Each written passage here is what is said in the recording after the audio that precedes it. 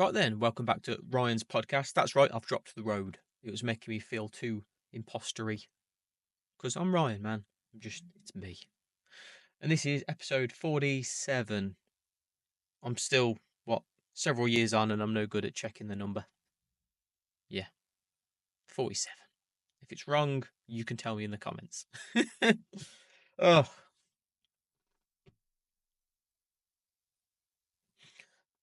stuff to unpack from this week. Well, actually, it has been 2 weeks since I've done a podcast. If you're watching this on YouTube and stuff, we'll get into that first. To be fair, yeah, because I'm trying to remember. This podcast is as dicky as it sounds. It's for me, and then by proxy, if that's the right word, hopefully helping other people. That's what I said, weren't it? So for me, this last week or so has been heavily about YouTube and this content in general, and how best to do it, and yada yada, and relationship with wife because she's been being the main provider for a little while, and she struggled. So there's that. Firstly, the YouTube stuff. Okay. Because I've been dabbling in this stuff for a few years now, but I'm still in a position where I'm still very much kind of starting. And with that, I think it's like when you're starting anything new, it's just the anxieties and stuff, isn't it? It's like, oh, am I doing it right? And especially if anyone's tried doing any kind of content or video stuff, you'll know. So for me, the thing that hit me about a week or so ago, there's been this clip. So I obviously watch YouTube videos about YouTube, and I have done for years, to the point where I probably watch too many and I need to stop. Anyway, there's this clip of someone that works at YouTube, and they're basically saying, "Hey, we've got like a whole team of people all dedicated to new creators and helping them get found and discovered and all that kind of stuff." And I've seen that. I'm like, oh, okay. And there was a lot of these because even in my own YouTube feed, I was seeing videos of like categories that I was interested in, but it'd be from like a channel that's only got like a couple hundred subscribers or something. So I'm like, oh, they are pushing like smaller channels. So I did one about why I was starting YouTube again, and I figured that would be good. Hasn't really gone very far. But anyway, I saw this video again with this clip, and it hit me different. And it kind of made me panic of thinking like, am I in this grey middle zone again, like I was with my business and work with lockdown? Because in lockdown, I'm self-employed electrician, limited company, blah blah blah. And in lockdown in England, it was a case of limited companies could have like grants and stuff. But if you had like premises and employees and stuff like that, I'm not like on paper I'm a limited company, but I'd work as like what they call a sole trader, where it's just me and my van and my tools. So the only thing I was entitled to was a bounce back loan that I've had to pay back. But there's plenty of people like if they were either side of my position could get grants, and it was just a lot fucking easier. So anyway, with this YouTube thing, I'm like, oh crap. I'm like, I'm not a new channel. I'm an old channel, but I'm not a successful channel. Like I'm not a big channel. I'm a small old channel. So I was like, oh crap. And then because I've kind of never got along with the whole niche down thing, and I've tried to appease it over the years, and it's not quite worked, and I've tried swapping it around a bit.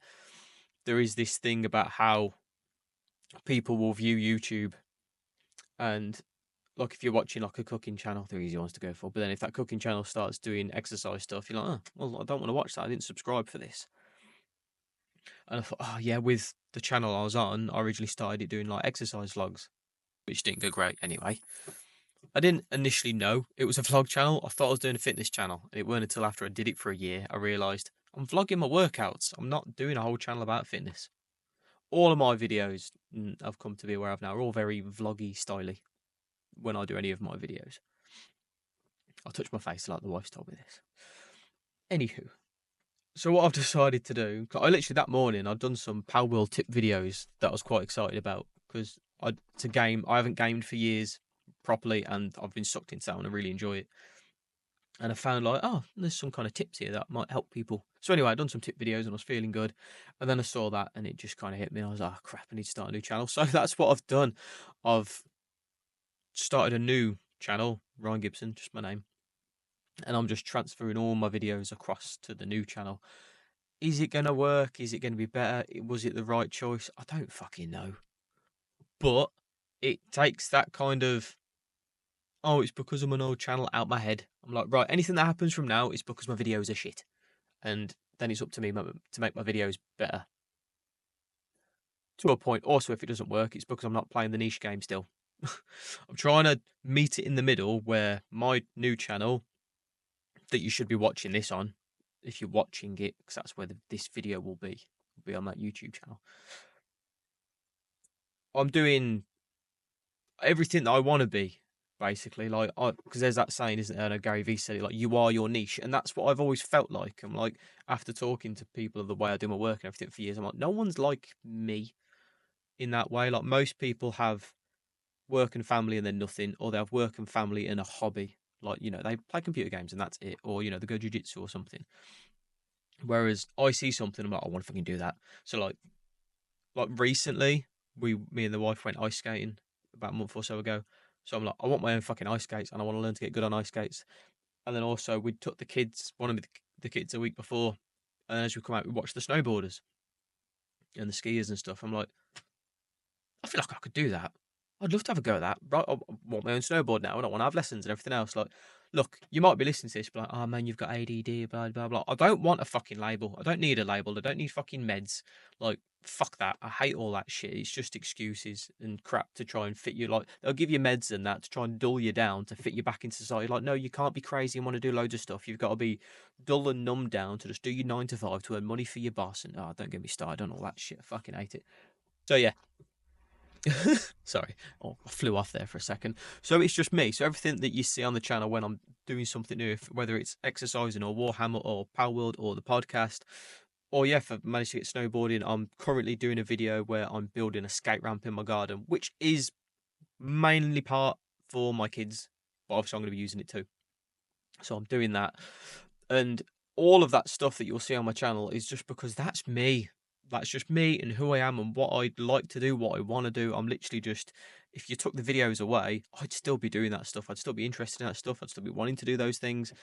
It's just who I am and I'm just videoing it, right? But because of the way the whole niche thing works, it's not ideal for growing a channel. Like, I know my fight club, the guy that owns the fight club that I go to for jiu-jitsu, grappling and stuff, he put a post up recently about, anyone that can help like grow a YouTube channel, because he puts his seminars and stuff up. And straight away I've got like a million ideas. I'm like, oh, you can do this, you can do that, blah blah, because it's all just around one niche. It's fucking easy, man. Making loads of content around one niche and coming up with different like tips, ideas and strategies, and he's got seminar videos and everything. Like, there's just loads he could do. But I did say it's going to be like a whole separate business aside from your actual gym. But yeah, with me, it's like, well, I need to kind of dip my toes into all the things that I do and not try. Like, it's no good if I've done a couple Power World tip videos. Oh, I wouldn't mind doing some more. Ugh, to be fair, it's just it's hard, man, because I just want to do what I want to do. But I'm trying to think of, even with like my streaming and gaming, it's like anyone watching it will be watching me in the corner of the screen, me like you're seeing me now, but also with the game I'm playing, and then with the podcast, you're watching and or listening to me. So in both things, I'm there on screen and I'm talking. So I don't think they're too much of a far cry from each other. And then I think as long as all the other hobbies I do it more of a vlog sense. So I'm not trying to teach people how to do BMX or anything like that because I'm just enjoying doing the hobby. Then that should all stay in the same vein as well. Because so the niche, as I said already, is me. It's going to be me doing those things. Me trying to learn tricks on a BMX or trying to get up a skate ramp on a skateboard for the first time and stuff like that. And if I do snowboarding or whatever else, and just things. There is a whole thing. Me and the wife want to build an indoor skate park in our hometown, which we'll see because we've had this whole car crash thing, which I've covered in. I'm sure I did a podcast on it in my first run of podcasts, but we're due a decent payout basically. And it's like, depending on how much we get after we've paid off debts and stuff like that. And the wife wants to go on a holiday because, we've been together 10 years. We've never been on a holiday. But I grew up in like a council estate. I don't know what you call it in other countries, but like, you don't own your house. And in that whole area, like, no one owns the house. Like the local council does, or like your government would do. I don't know how it would work in other countries, but yeah, that's what like a housing estate is, council estate. And yeah, well, we didn't go on fucking holidays, man. So, but I know the wife did when she was younger, so she kind of feels that. lifestyle more of like, I say that, like, I like the thought of it. It's just that I didn't get to do it. Like, I like the idea of going away, like getting off this fucking island for a week or something and going and seeing places and doing things. But I'm not so much to the idea of, oh, let's go away, get like some resort package thing, and we're just in the hotel and by the pool and sitting on a beach. Like, I couldn't sit on a sun lounger for a week and just get away from it all. I'm not that kind of guy. I'd want to go and see things. But also, this is the, I like history stuff. So personally, if I like went on holidays and stuff, I'd rather go away to places where it's like there's some history there to look at and learn. Like, I love that. Won't lie, I'm not feeling as fluid today. I tried to do my best, so I've got. I think I slept all right. I slept all right. I've done the cold pool this morning. Went for a run. Done my exercises. Then washed up, and then got in here because I thought, like get my energy levels up. But maybe the exercising was too much. Maybe I should do cold pool, dry off, and then do the podcast, and then exercise after because I'm feeling a bit sluggishy. But you see, that's the thing with life, isn't it? Like you gotta be trying things. There's no like, right, okay, the best thing for me to do with podcast now is like, because I could be here all stubborn and be like, oh, cold pool, run, exercise, they're all good things. I did good things, and like now, like, oh, I must be some of the reason that like I'm feeling a bit shitty and blah blah. But no, this is good, and do it like every week for months. It's like, man, always try shit. Always be willing to say like, be more flexible. Ah, this is a weird one. At least I think it was weird.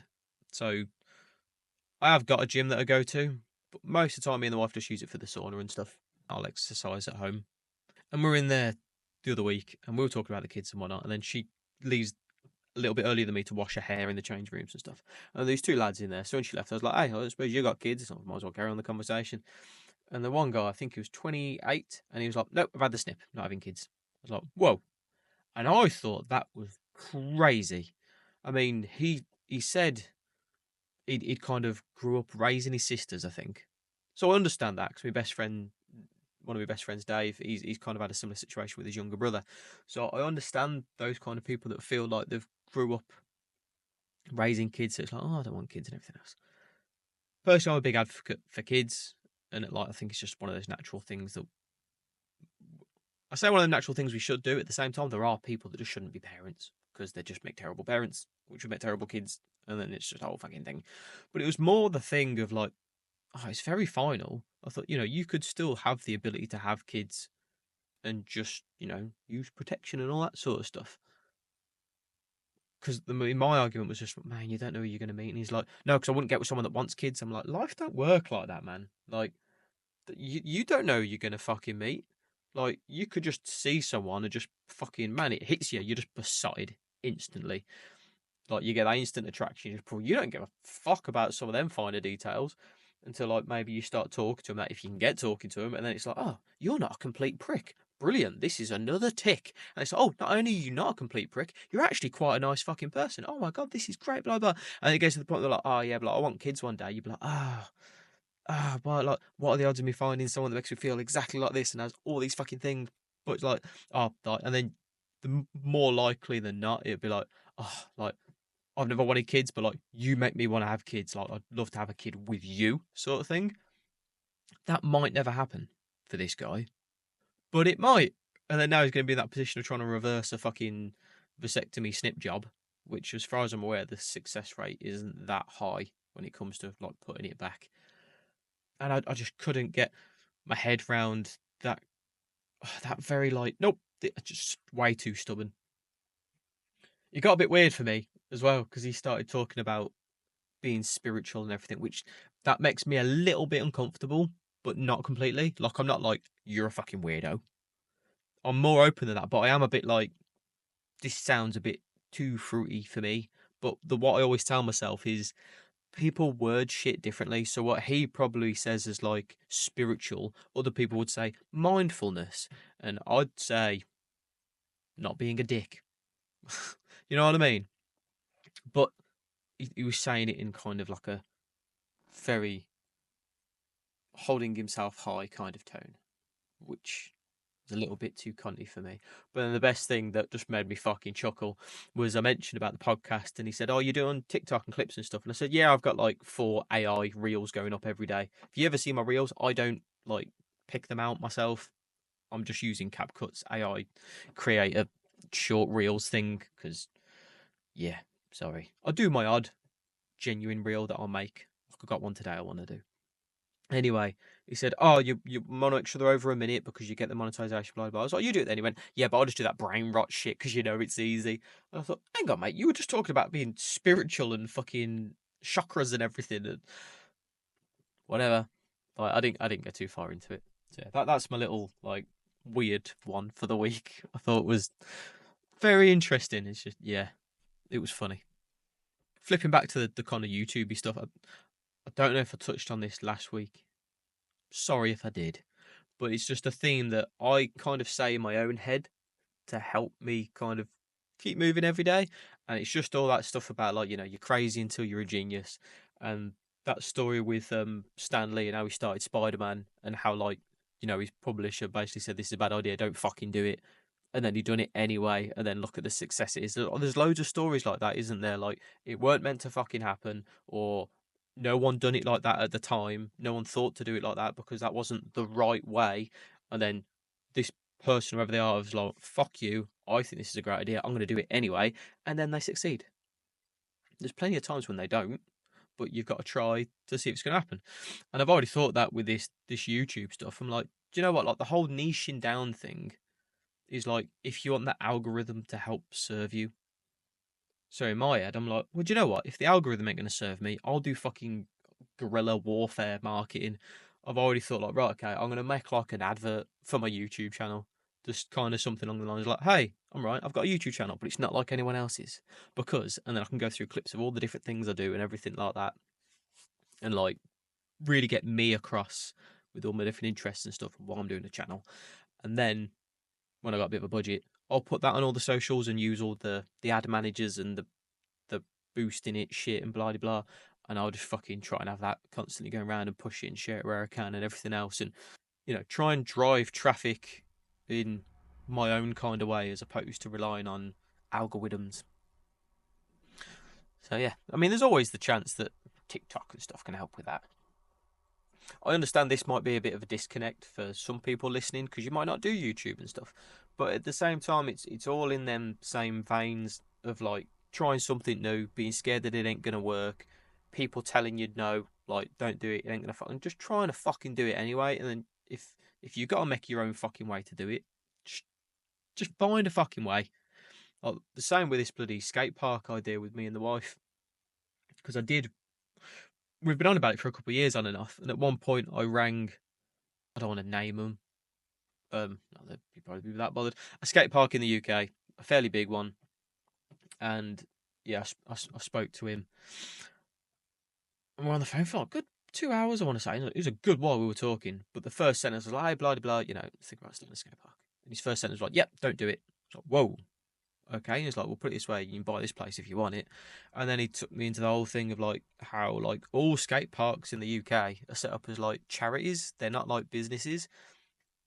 And he was like, because then they all basically your job as someone owning a skate park is you'd be constantly trying to apply for grants and finding funding and everything else to be able to like keep it going.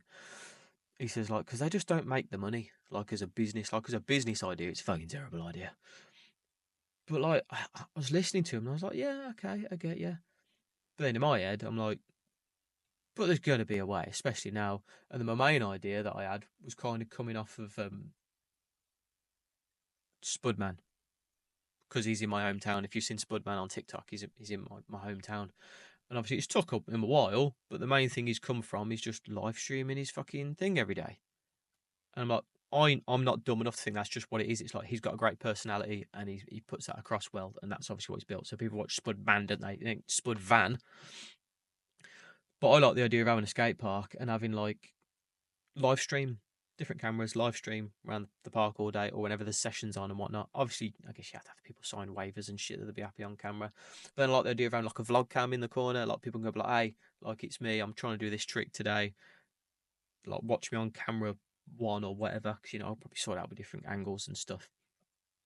There'd be a way to do it, with technology these days. I don't know exactly how it'd be done, but I know it could be done, and I like that idea. And then the wife's had ideas and things like that, and I'm just like, oh, like there's ways to make this work.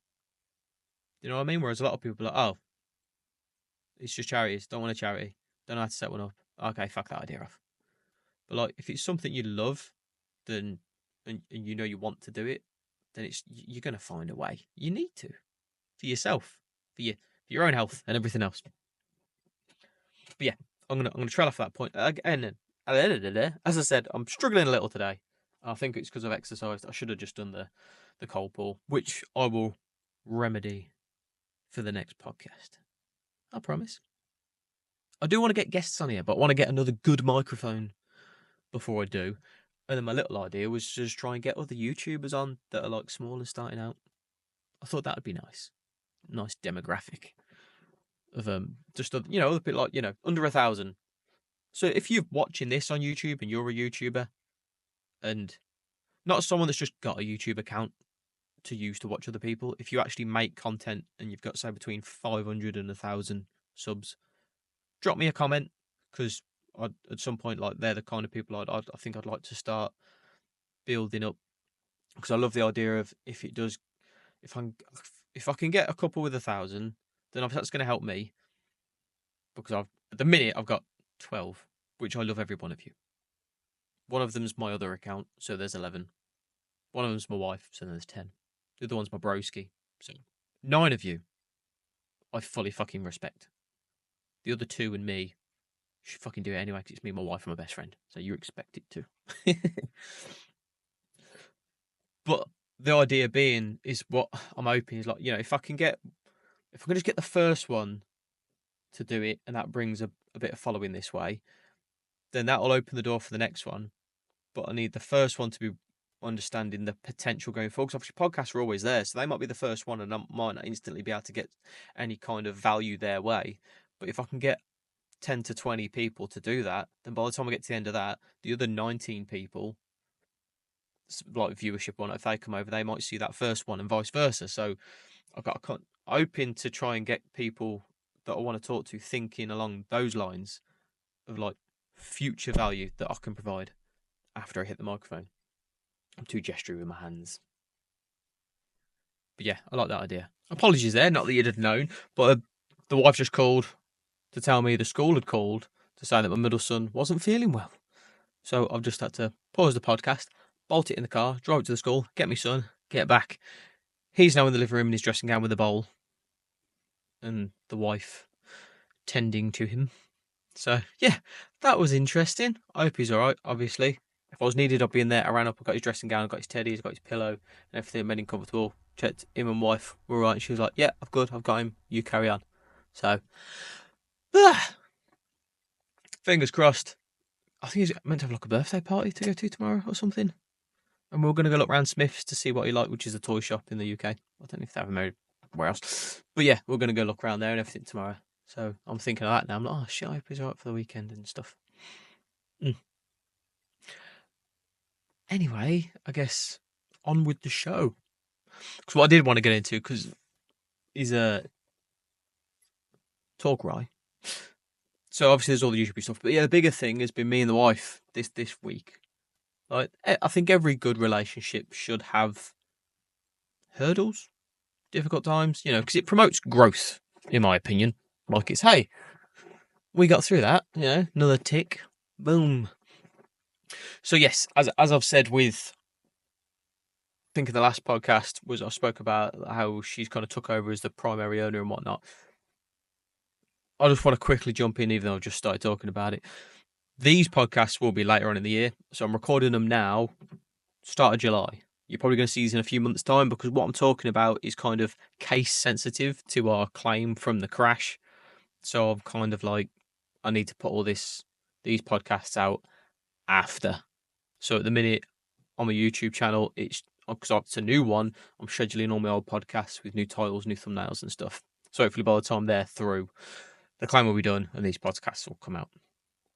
Anywho, so the wife's been working because, as I already touched on in the last podcast, my work kind of went to shit. Well, it wasn't doing great. It was hard, and I'd been struggling with it for the past 7 years anyway. And she was working, and it was kind of taking off. So it was all good because she was in a position to be like, hey, right, tell you what, like, I'll take the steering wheel, I'll take over. Since then, she's been struggling a lot more. Her work dipped off So I guess she kind of plateaued the month when she said I could. Anyway, so she's struggling like any self-employed person does or is or would. And I even said, like, bloody self-employed people, there's a high suicide rate. Like when I was really doing my electrics and whatnot, I used to often get like little magazine leaflety things through about like suicide and stuff, because it is hard, like having all that kind of pressure on yourself and you're not knowing. Like I remember the first, because I was an employed mechanic before. That was like my trade when I was like younger, left school, got an apprenticeship mechanic. Right, we had a recession in the UK. A lot of stuff went to shit. I lost my job in that. Went mechanic again for 6 months. Got made redundant again. We were still in that recession shit. Then I went loaded lorries at UPS. And after that, I went self-employed with my brother doing like general decorating and stuff. I never forget that first month I had like a car on finance and everything else. And I remember just being that worried and stressed and panicky. Like I remember physically throwing up just because I was just that, oh God. But then I remember saying to myself, like, look, what's the worst case? It was the first time I really clearly remember saying to myself, what's the worst that can fucking happen? And I'm like, so, you go through, like, I might lose my car, right? Okay, I'll get a cheap fucking car to run around in, or fuck, I used to have a moped, that'll get me to work. Like, you just kind of come to base level, like, what do I fucking need? Anywho, so I understand the position that the wife's in. So I thought, because there's an inherent danger with my job, because it's electrics, it's in a bit of a weird position with it kind of being folded. I've double checked since now, which I'll get into in a minute, but obviously I was in the impression, because I'm basically letting the company sink with the debt that it's got. And obviously all my PTSD shit around it as well. So there's a lot of fucking things. So on paper, her job's easier. She can do it from home. There's no fucking risk. She doesn't have to buy materials and everything. So in my head, as a supportive husband, the best thing I could do was give her moral support and almost like not therapy sessions, but trying to talk her through being self-employed and the worries and stuff, and how you just kind of get through it. And the main thing being, like, you have to stop worrying about that future income. Because I remember saying, like, we missed rent last month. Luckily, we've got a very understanding landlord. But I said, no, we've been doing this for, what, 3-4 months, and last month was the first month you missed, because we're at the start of July. And he said, well, yeah, and this month. And I'm like, me personally, I'm like, well, not this month, because it's only like July the 5th. We've got the whole rest of the month. And that's the awkward thing with my work and her work, is that, like, I could have nothing for weeks and have 1 week and earn a month's money in a week. But you never know that would happen. It just happens. And her work's the same. The only difference being, when I was doing it, well, I kind of come to understand this a different way, but yeah, when I was doing it, all my boys, our sons, were like babies.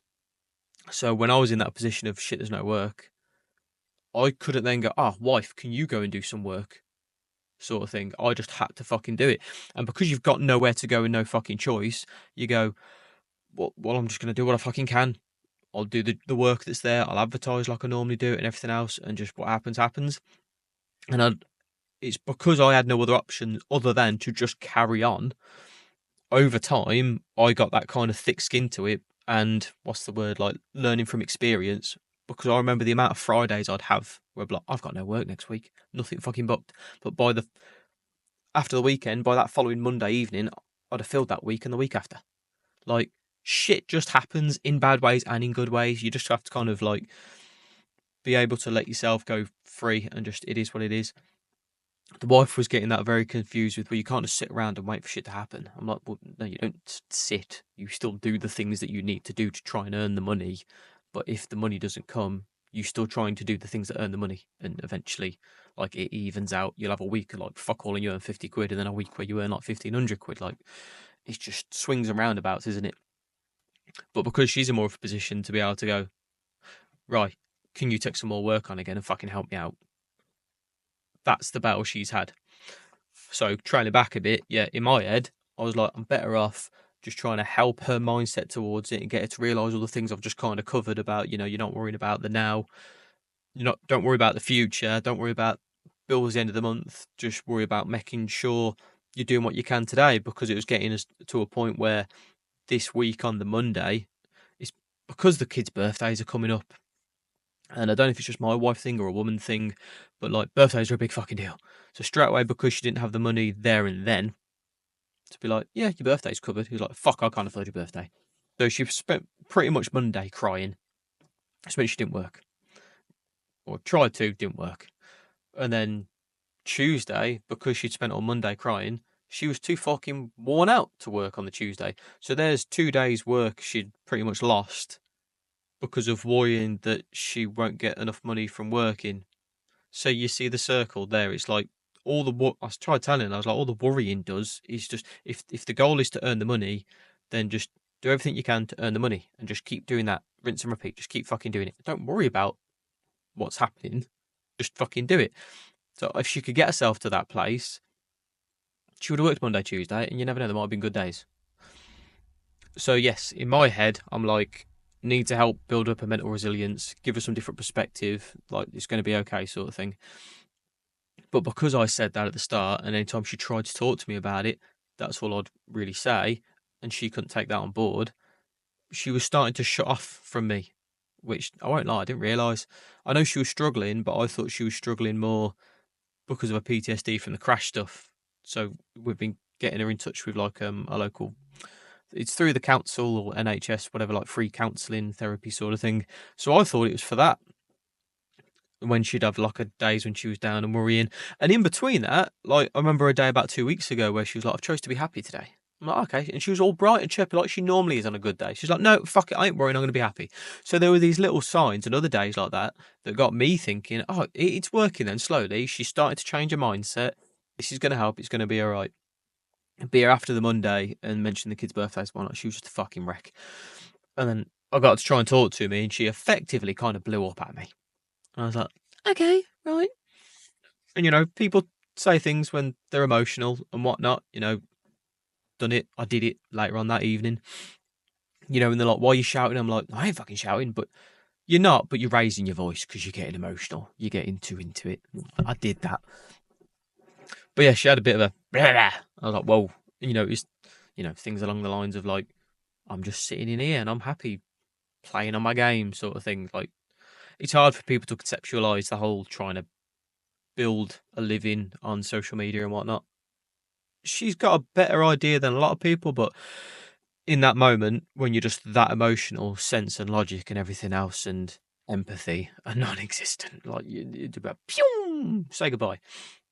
And I understand all that, so I've never been one to like rare back. I'm like, shit, she ain't good. So I think at the time I had to go get my son from like Cubs or something anyway. I did get to a point where I said like, we won't talk this evening because we're both tired. It ain't gonna go well.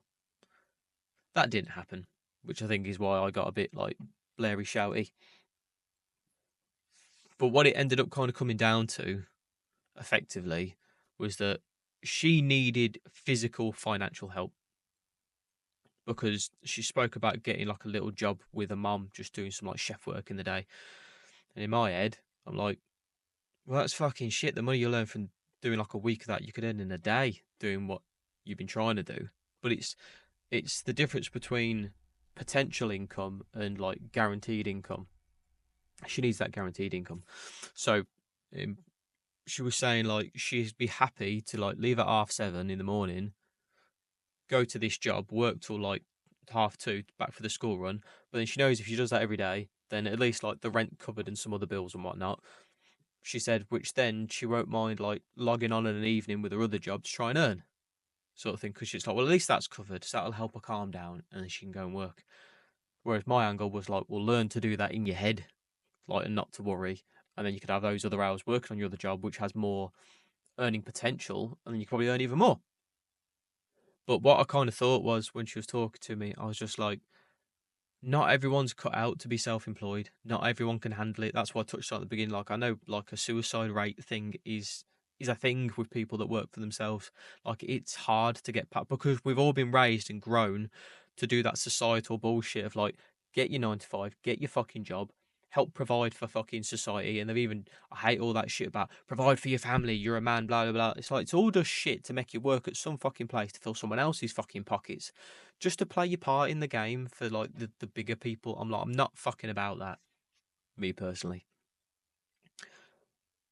And there's the example of the guys that I know that are roofers, and they're working for a builder that I know, but then the one split off and started doing roofing on his own. Then the other guy, who's got just as much about roofing in his blood than I think the other guy, like his granddad was a roofer and he pretty much raised him and everything else because he wanted to get the other guy to go with him. But even though he's probably just as skilled at doing the job, if not more than the other guy's just got that resilience to be like, I'm going to go off on my own. And like, he's got people working for him and everything else. And I've spoke to him a little bit since, and he said, like, it is hard waking up on a Monday and be like, I've got to find work for 5 fucking guys. But he's doing it and he's getting through it. I'm not saying it's easy, but he's doing it. Whereas the other guy's like, yeah, I can't do that. Nope. Like, I'd rather just stay here, earn the money I'm earning. I know it's coming the end of a month, every month. That's just how people are. And the wife even said, because she's heard me do that like 9 to 5 rant like tons of times, and she's like, you say about like, she went, I think I'm one of those people, and blah, and it went as far as my wife saying like, oh, maybe she's got really low self esteem, low self worth. It's terrible. I try and do my best with her. Yeah, but even got to a point where she's like, maybe you need someone else that's like as ambitious as you are and want to build that life that you want, and like there. And I kind of laughed, and I was like, Moan. Her name's Simone. Call her Moan for short. It's not like a dig. I said, when we met, she was working in a kitchen in a care home. I was self employed with my brother, but wanted to be a rapper. Like, I've always, now, I deem it as creativity. I like to be creative, I like to do things and whatnot. I don't, whereas when I was younger, it was like, I want to be a rapper and I write lyrics and everything else. But it's just the creative side of me. I liked writing rhymes, and everything else, and I still do. And I want to put that on this YouTube channel as well. But now I just do it a lot. I like doing things like learning stuff and just like that's why I like action sports and stuff because that's creative in itself, like tricks and things. But I was like, Moan, it's been like that since we met. Like I didn't get attracted to you and then stay with you and then marry you because I thought you were like big dream ambitious fucking person. Like no, there's loads of other fucking reasons, and obviously I went more into depth with the wife about as to why. But yeah, I kind of shut that down. I was like, this is just you because you're emotional and like you're catastrophizing again. And like the problem isn't us as a couple or us as people. I was like, it's just finances. It's just fucking money. Like when you know that, like if for some reason like I know we had some relative pass away and like a load of money just dumped in our bank tomorrow, she'd suddenly be fine. Tell a lie. I'm bullshitting. I'm talking out my ass there. That's what I thought because I said that and she said no. Because one of her more bigger worries, because I kept mentioning this claim we've got from this crash, I was like, you can have that in a few months. Because that's what I was saying. Like in my head, I thought when I was struggling being self employed, I had no buffer, nothing. For the whole foreseeable future, I just had to fucking do that. Fucking did it. Whereas this time it's like a couple of months, October-ish, this claim thing should be done, and we'll have a fairly substantial payout that should give us like comfort immediately, and then it should give us options. That's the way I see it. So comfort immediately, right? We got money for bills and everything else. Like, right, that's fine. We can pay off the debts that we've got, and we still should have a big chunk left still to then be able to like, right. In my head, I'm like, we'll get to there and go. What are our options with this money? Can we invest it in something? Do we build something? Do we start a different business? Like what? I can do that. I can kind of half think of the future, like generally plan, but then worry about the now. The wife worries more about the future because then she kind of says to me like, well, no, because even once we got the claim money and blah blah, what am I doing then? What am I working towards? What like I don't like my life at the minute. She doesn't enjoy the job she's doing and everything, but she used to do baking and whatnot else.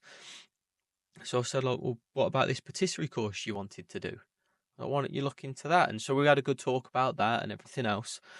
So now it's at the point where I've kind of because that was it. I was worried about my job with basically I sent a letter to the bank saying like I'm not trading, I'm not working, da. No money in the company.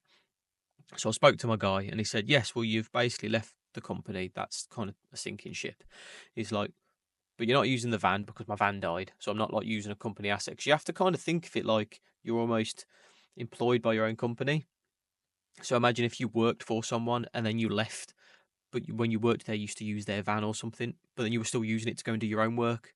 Like those bosses would be like, hang on, that ain't your fucking van. Like that's our van. If you're in that van, you're doing work for us. So, but basically, that's not an issue because I haven't got the van anymore. But he said, yeah, they can't stop you earning a living. That's not allowed. So basically, I've just got to act as me, Ryan, as opposed to my electrical company, and I can still work. And obviously, I've just got to submit like a normal tax return at the end of the year for whatever I've earned. So I'm like, right, okay. So I didn't have to look too much into that when I first stopped working because the wife was doing that well. She's very peaks and valleys with her work. When she's earning good with it, she's like, oh, we'll fucking get that. Don't worry. That's why she's told me to stop working. I know when she very first started doing it, another friend needed some money. She's like, well, I'll give you like 600 quid a month to help you get on your feet and then you pay me back later. And I remember at that time, I was like, whoa, like you've done this for a month. Let's like see where it goes because you don't know it's going to be like that all the time. But yeah, so when she's earning money, she's like, I'm the boss, right? Very cocky, kind of like that. But then when she has like a week of like earning nothing, she's like, fuck, we need to sell shit. You need to go back to work. Like, but fucking up here and down there.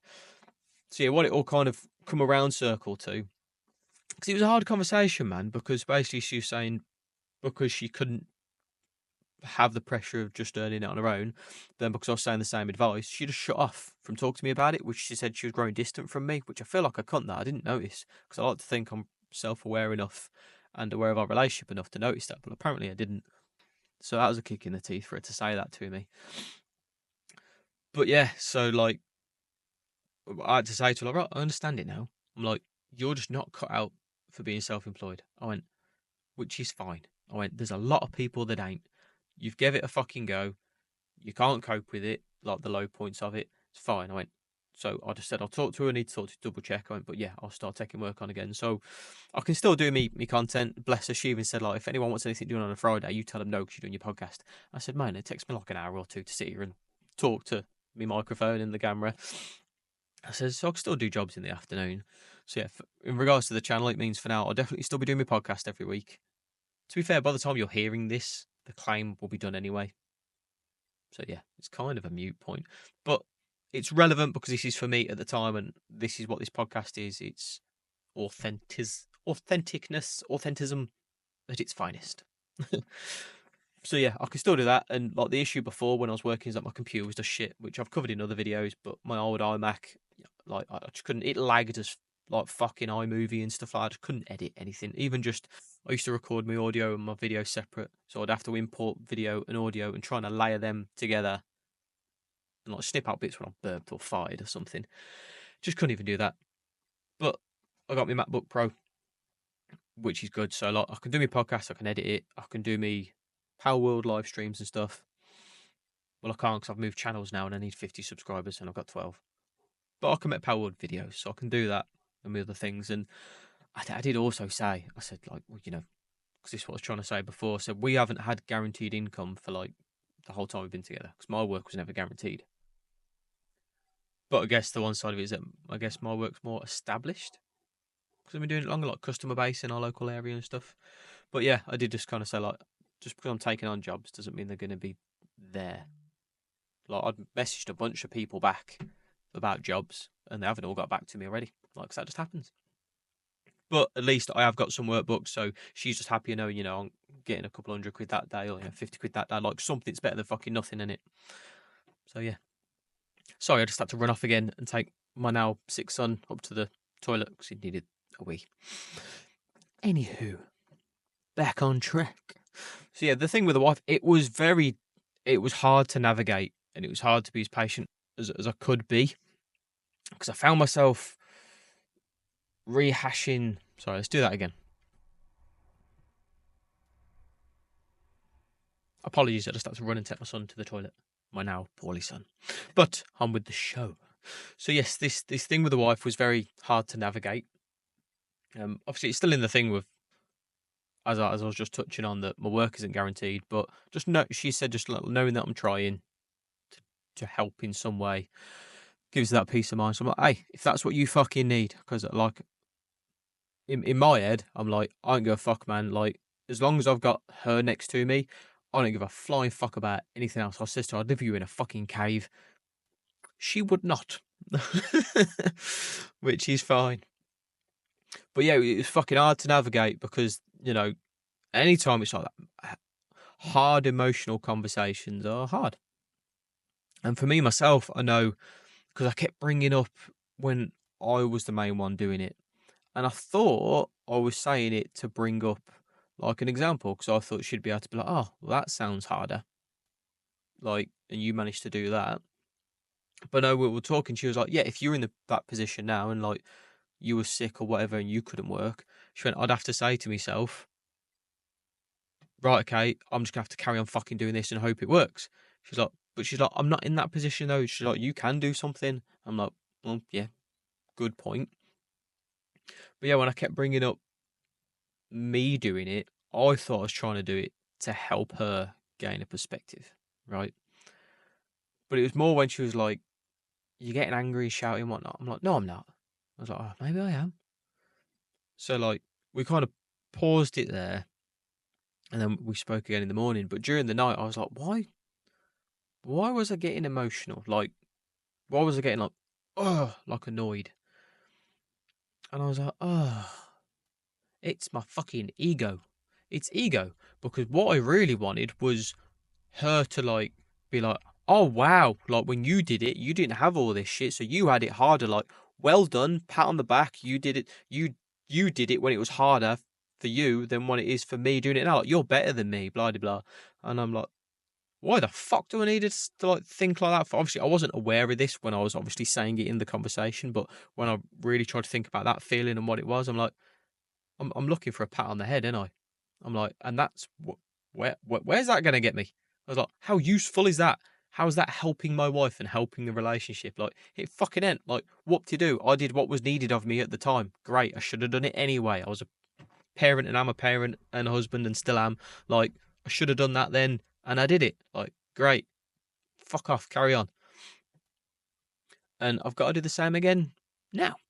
So I'm doing it. To an extent, obviously. Obviously, she's still going to be working. I'm still doing my work, but it's more that we got through the conversation of like, one, that she could finally tell me how she was feeling. Obviously, it came out a bit harder because she'd been holding on to it, because it's so interlinked with like my PTSD and stuff, like we mentioned about work before. And but I think because I'd done it for so long and leading up to it, when she very first said, "Don't worry about it," but then within like the first few weeks, she had mentioned work again. It was too soon for me. I was still so raw from just pushing through. Like, I just fall down fucking crying. Honestly, it was like a big fucking. I said it'd be like a room, like a corridor full of doors, and suddenly someone shuts all the fucking doors, and it just like throws a blanket over your head. I couldn't fucking cope with the idea. I think now I've had like a bit of time to kind of. I've had like a break, and I really, like I say, we've never had holidays or anything else. All we've ever done is the odd day off here and there, and well, yeah, and the only substantial time I've had off is been because there's no fucking work there, which ain't the same as just not having. Like, when the work hasn't been there, this is why now she feels, because I'd feel like that, but I could deal with it better. But you still feel like that. You're still thinking, shit, like there's bills and stuff, and you're like, it's fine. And, I used to be like, I'd look at a bill and decide how much would that physically impact me if I didn't pay it, and then if I had enough to pay one of them and they'll come out on different dates, I'd put the money in my savings pot to make the other one bounce, then pay the next one that I knew. Look, if it's a Sky bill, they'll just add it onto the next month. If it's an energy bill, they'll just put that missed payment into your arrears and adjust your direct debit. It's like, fuck it. Most of them are like that. So for me, I was like, well, I can just do what I've been telling her, like in the here and now. I've only got to do it for a few months till we get this fucking payout. And then we've got options and I can look at what I'm fucking doing. I can My little plan is to hopefully have enough from it to put a buffer in the bank for a year that pays the bills for a year, so that I can just crack on with the podcast and the YouTube and everything. Like, I don't aspire to make like, I'm not aspiring to be rich from YouTube and everything else and doing my hobbies and making this podcast and everything else. But I am aspiring to do what I'm doing now in my jobs, enough to help with the bills and just cover a general fucking living. But if I can get to that point, I want to come up with some other way. I'm sorry about that. I need to put this on Do Not Disturb, don't I? Because it's coming through my MacBook. Focus. Do Not Disturb. Yes. These are all new things with the podcast. I do apologise. Because, yeah, that picked up on my MacBook then. And I ain't going to edit it out because I was in the middle of fucking talking. And I forgot my point. That was it. Because I obviously said, yes, I'm not aspiring to be a millionaire from YouTube, but I'd like to earn a living from it. Which I think is fair and it is nice. But I think it's nice to have goals and aspirations. That's why I was originally going to rename this podcast the Project Lambo podcast. I want to do a separate podcast for the reasoning why I was going to name it that, because it's like a nice theme that I think would make a nice body of content for one podcast. So I'll remember to do that for next week's one. But obviously, generally, like, I would like a bit of a bigger house. I've got 3 boys all in 1 bedroom. I think it's fair. I'm a proper like weird when it comes to like wanting nicer things. I don't know if it's just because, like, again, council estate kid and shit. But I'm like, yeah, I'd like a house where my boys could each have their own bedroom. That would be nice. And being honest, it would help with my fucking life. Because at the minute, it's very much juggling, like, bedtimes and stuff. Man, they're always fucking at each other's throats. Which, to a point, is to expected because they are boys and they're brothers. And it's like I say, they're always with each other. Like, we don't have a large house.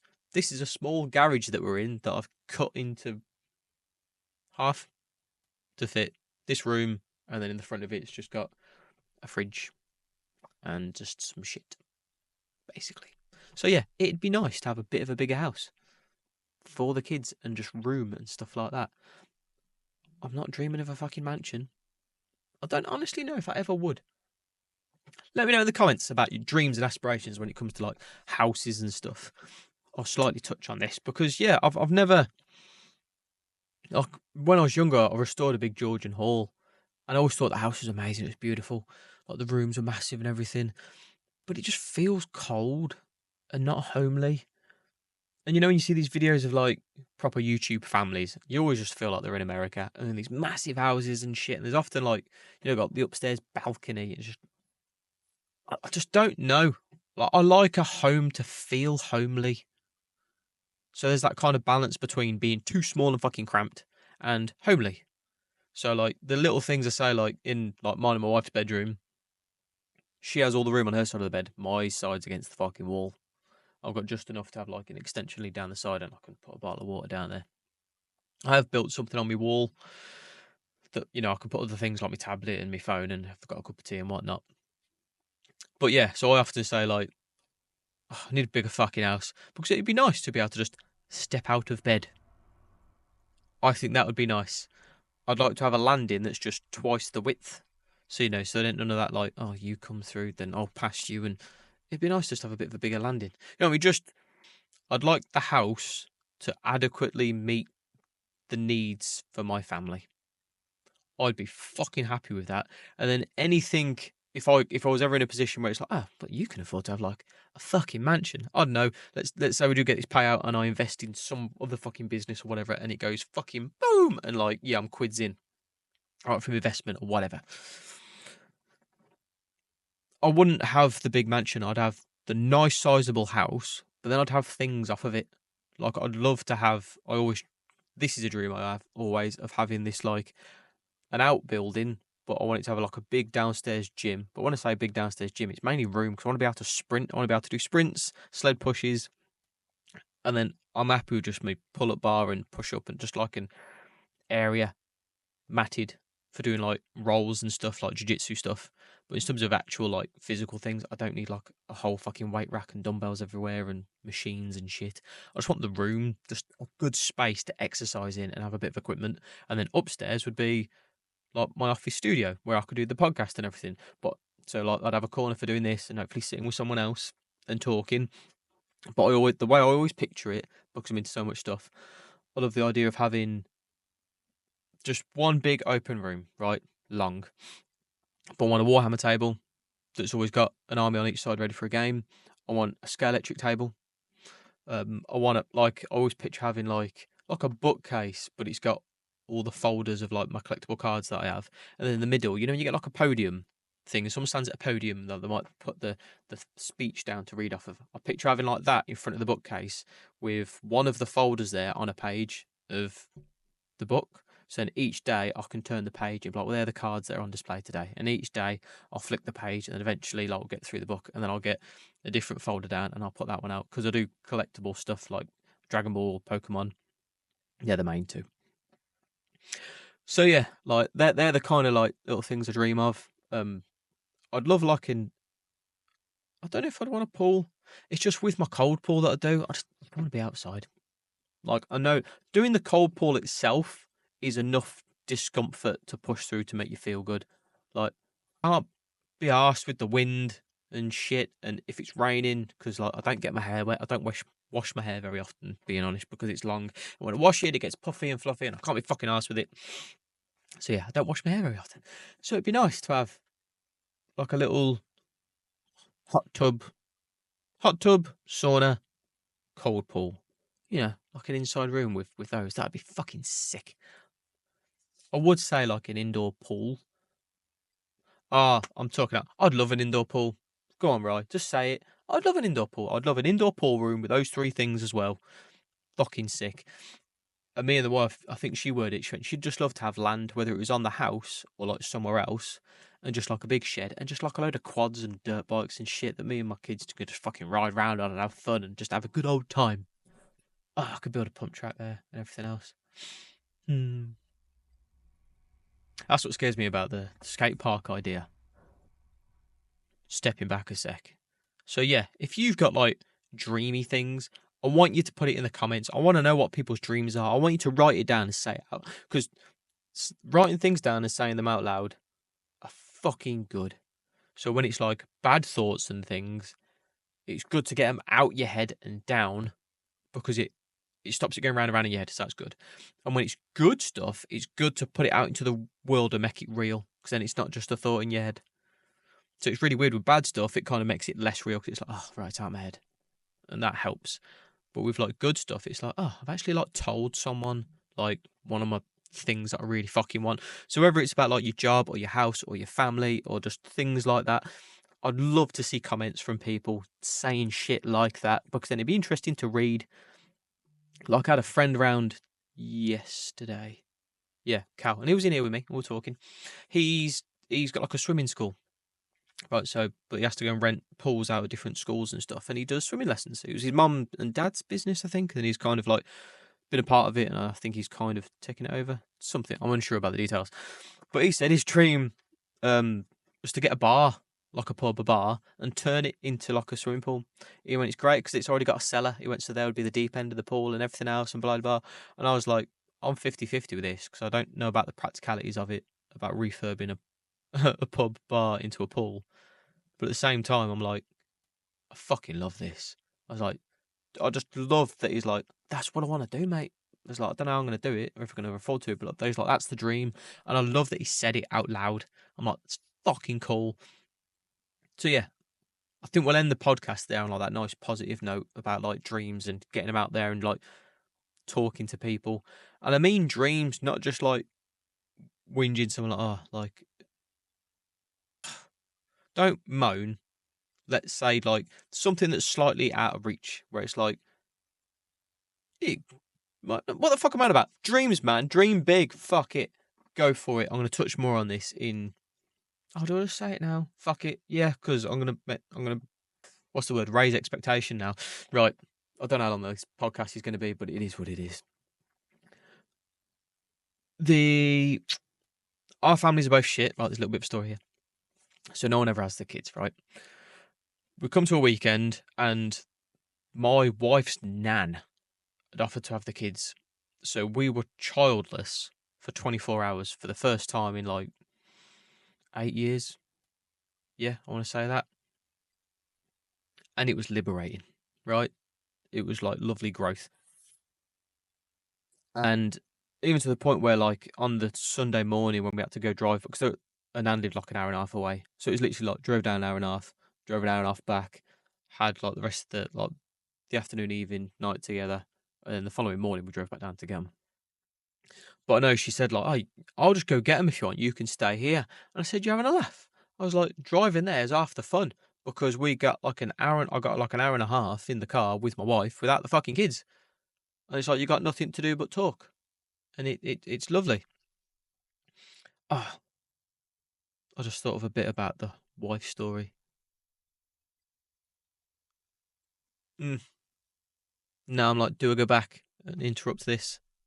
No, I won't do that to you. I got through that. It doesn't matter. It'd have just been a nice detail to add.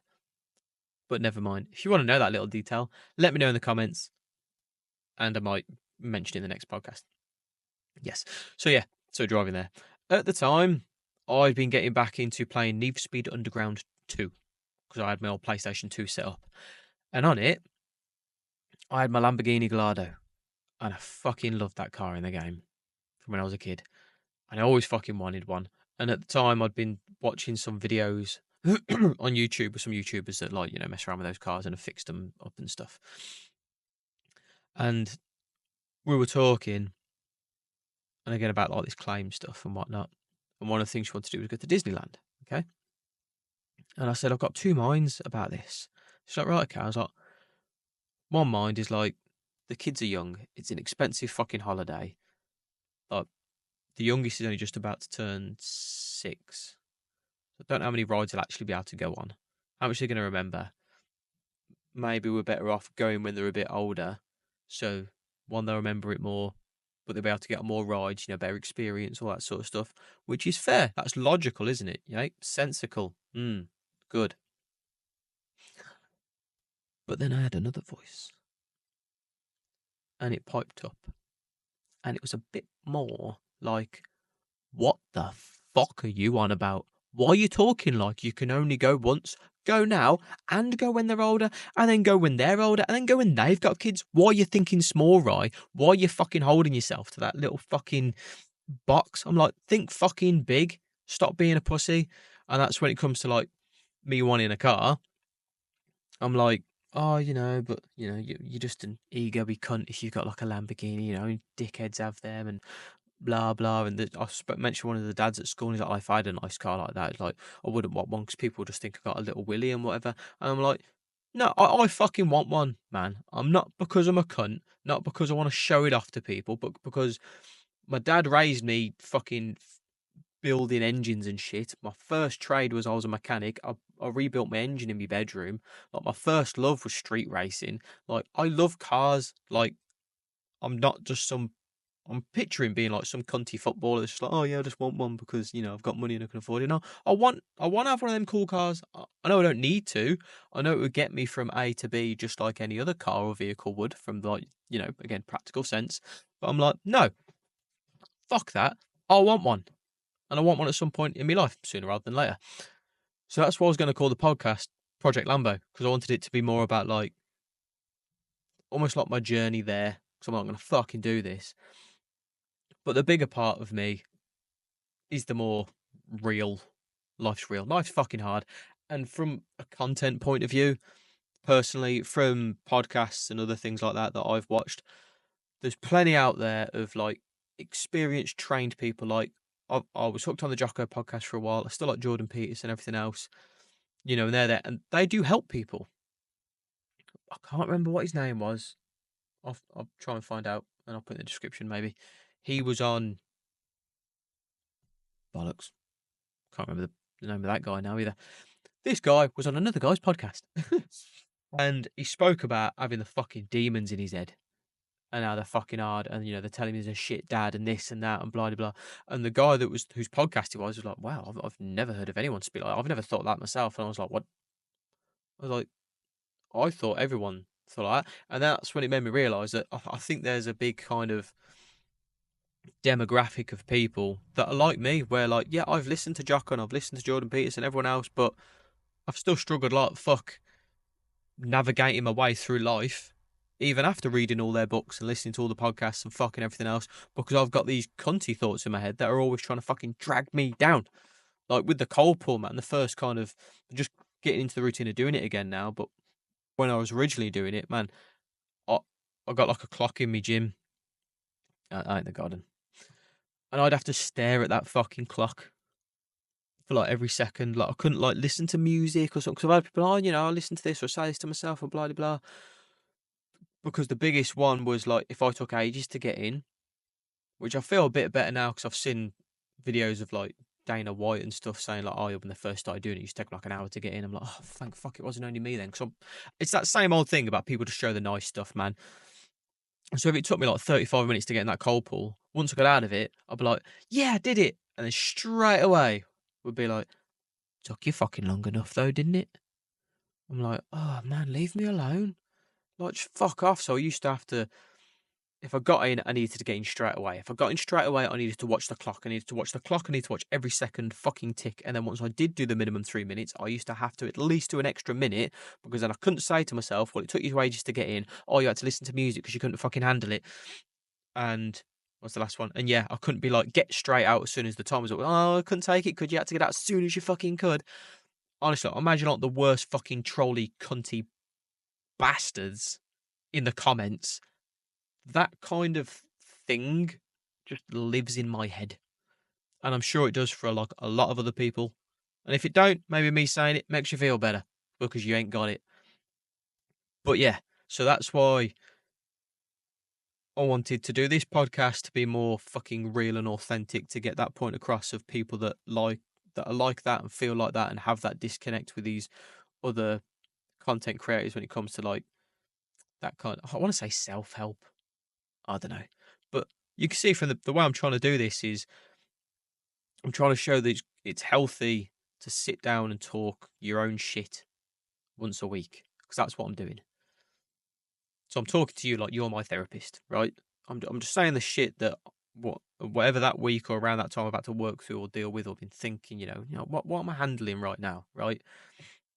And then how my head deals with it, in the hopes that when you listen to it, you'll either be like, maybe just inspired because I'm being that authentic, or the best possibility you might relate to some of it and then feel like you're not alone. Yeah. I think we've come to a natural end of the podcast. Yes. I'm happy. In summary, I've moved YouTube channels. I had a hump moment with a hump moment. I had a moment with a wife over a thing, but we sorted it and it's good again. I don't want to say back on track. We're on a new track that's better than the old one. Improved. Comments, talk to me. I want to build an audience that I'm engaging with, not because the algorithm might be better or might be better for growth, because I want to fucking talk to people, man. If I could, I'd do this in like a room with people talking, and at the end we'd do like a Q&A, and we just fucking, and everyone could just talk about their shit and how they're feeling or what their hopes are, or good things or good ideas they have or whatever. Like, I love that. I love talking to people because that was the one good part of my job when I was doing electrician full time, and it's all I was fucking doing. That's the one good thing. I did like meeting people and like talking to people. I want that community on across my social media outlets, preferably on YouTube. Yes. I'm going to leave it there. I'll talk to you next week.